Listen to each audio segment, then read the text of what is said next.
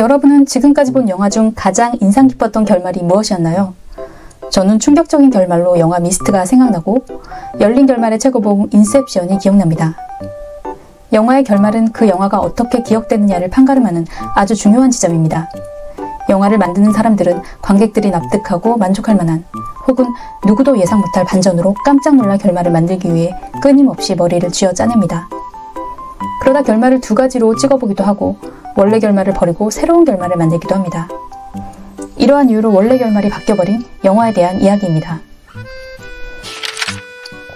먼저 역사상 가장 로맨틱한 영화 줄리아 로버츠와 리차드 기어의 프리티 우먼은 결말이 바뀐 대표적인 작품입니다.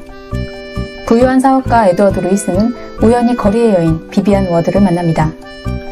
마침 사업차 동행할 여성이 필요했던 에드워드는 비비안에게 일주일간 애인이 되어달라고 부탁하고 엮일 일 없던 두 사람은 서로의 공통점을 발견한 후 참사랑에 빠진다는 로맨틱 코미디입니다.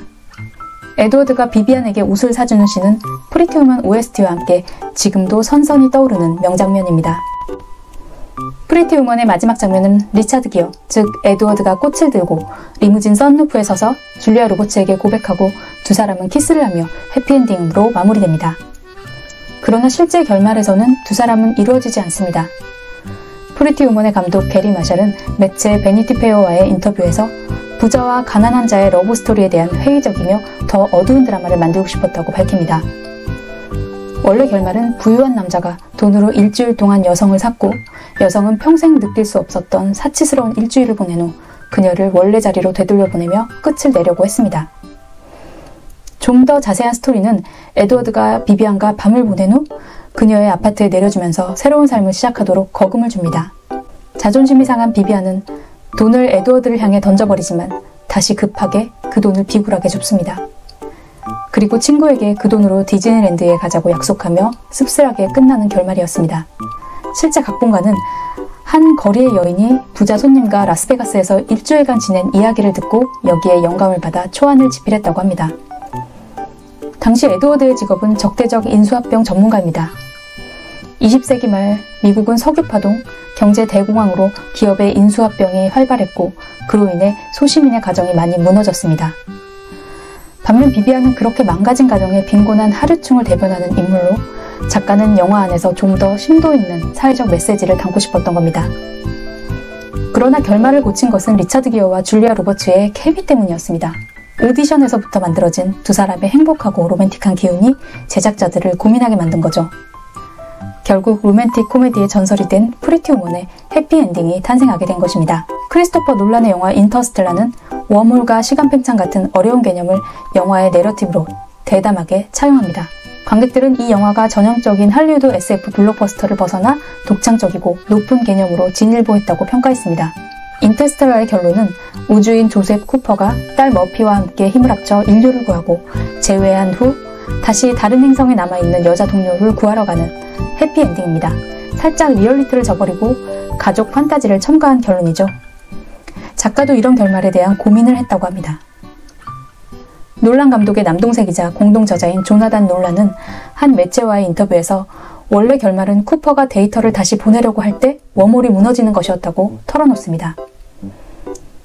결국 쿠퍼는 집으로 돌아갈 수도 없었고 인류를 구하는 데이터가 과학자가 된 딸의 손에 도달할지도 공개되지 않고 영화가 끝나는 것이 원래 결말이었다고 합니다.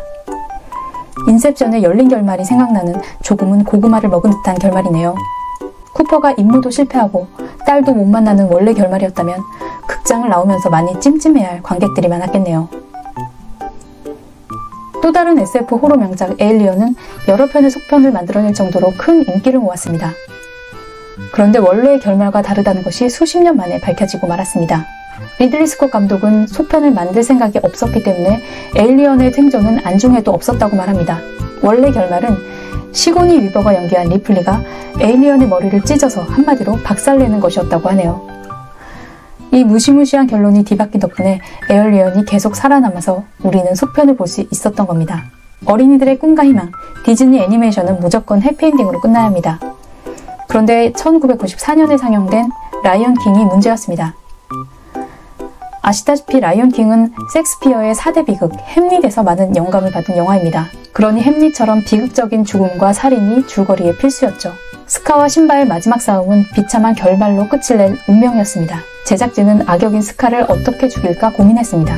실제 결말은 스카가 하이에나 패거리들에게 잡아먹히는 비극으로 끝이 나죠. 이 또한 무시무시한 결말이긴 한데요. 오리지널 스토리보드에서는 신바가 삼촌 스카와 싸우다 벼랑 끝에 매달리는 것은 같습니다. 그리고 신바의 아버지 무파사를 죽인 사람이 나라고 밝히며 스카는 햄릿의 대사를 인용해 잘 자요 귀여운 왕자님 하면서 신바를 떨어뜨립니다. 그러나 신바는 살아남고 스카는 현장을 덮친 불길에 휩싸여 미친 듯이 웃으며 타죽는 것이 원래 결말이었습니다. 이 역시도 아이들에게 큰 충격을 줬을 것 같은 결말이네요. 여러분은 이렇게 바뀐 결말들이 마음에 드시나요? 오랜 고민으로 영화를 완성하는 제작진의 노고가 느껴지는 에피소드들이었습니다. 여러분의 인생 영화의 결말은 어떤가요?